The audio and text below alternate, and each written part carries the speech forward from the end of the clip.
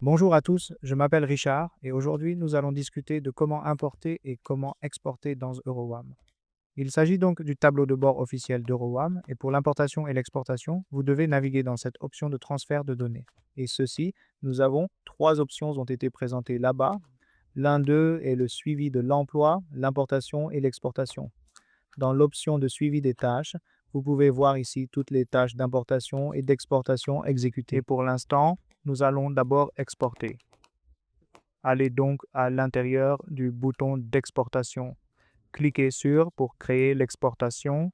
Maintenant, Remplir tous les détails comme si je devais entrer le code. Pointer vers le haut. allons Y. Sélectionnez le type. Par exemple, si vous souhaitez exporter un produit ou si vous pouvez également exporter des catégories.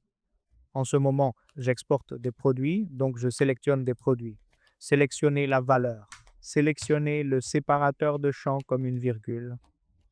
Ce séparateur de champs permet de séparer vos données à l'intérieur de votre fichier CSV et, si je le souhaite, d'entrer une sorte de valeur, Comme ceci ou cela.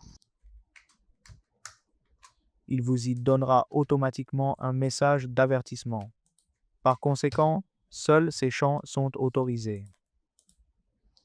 Maintenant, à l'intérieur de l'option de filtre, trois options sont présentées comme CSV, XLS et XLSX, et en ce moment, je sélectionne le format CSV. Et avec les médias, cette option avec les médias est comme si je l'active, un fichier zip est automatiquement créé avec un dossier supplémentaire comme dans lequel vous avez toutes les images de vos données d'exportation et si je désactive cela, seul un fichier est téléchargé. D'accord, donc pour l'instant, je désactive cela et je clique sur ce bouton d'exportation d'enregistrement. Assurez-vous qu'avant de cliquer sur le bouton pour exporter maintenant, vous avez exécuté la commande PHP Artisan Human Work dans le répertoire racine de votre Unofem, un fichier CSV à partir de là.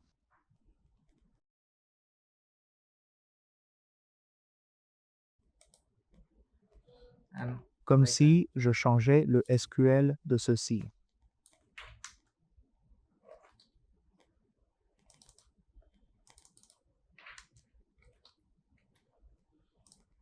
Parce que nous allons utiliser le même fichier pour importateur. C'est pourquoi je modifie le SKU pour enregistrer un nouveau produit directement là-bas. Maintenant, j'enregistre ce fichier.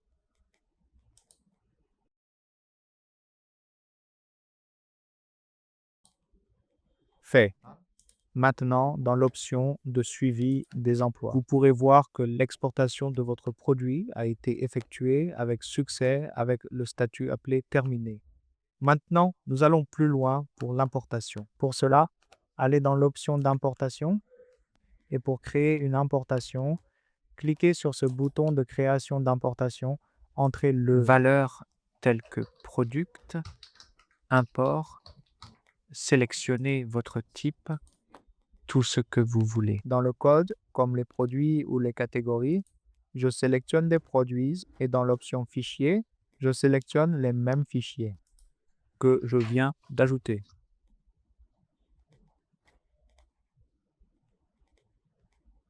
Il s'agit du fichier. Bien. Maintenant, cette image est comme c'est le chemin complet où vous souhaitez placer une image lors de l'importation. Ainsi, à ce chemin, vous pouvez ajouter vos images de vos produits particuliers. À l'intérieur des options de réglage, à l'intérieur des actions, nous avons deux options comme créer, mettre à jour et supprimer. Si vous souhaitez créer ou mettre à jour vos données, vous pouvez sélectionner cette option. Et si vous souhaitez supprimer les données, vous pouvez sélectionner cette option de suppression. En ce moment, je suis en train de le créer. Je sélectionne cette option de création de mise à jour. Dans la stratégie de validation, par exemple, si vous souhaitez ignorer les erreurs lors de l'importation, vous pouvez sélectionner l'option Ignorer l'erreur et si vous souhaitez être arrêté lors de l'importation, vous pouvez sélectionner cette option d'arrêt lors des erreurs. Et les erreurs autorisées, comme la quantité d'erreurs autorisées lors de l'importation. Comme si j'entre 9, seules 9 erreurs sont autorisées lors de l'importation.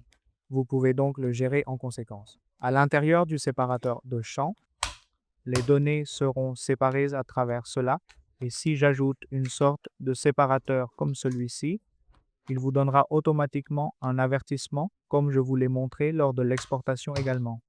Cliquez maintenant sur le bouton d'importation d'enregistrement. Assurez-vous d'avoir exécuté la commande partition work dans le répertoire racine de votre Unipim et après cela, vous devez cliquer sur ce bouton d'importation maintenant pour exporter vos tâches. J'y ai déjà créé mon profil d'emploi. Maintenant, le traitement est en file d'attente. Comme vous pouvez le voir, le produit a été exécuté avec succès. Vous vérifierez l'état dans le suivi des tâches. Comme l'importation de produits a été faite avec succès. L'état est terminé. Vous pouvez maintenant vérifier à l'intérieur des produits. Par exemple, un produit de plus est créé avec le SKU 345 que nous modifions à l'intérieur de ce fichier. Il s'agit donc de tout. Grâce à cela, vous pouvez importer et exporter vos données.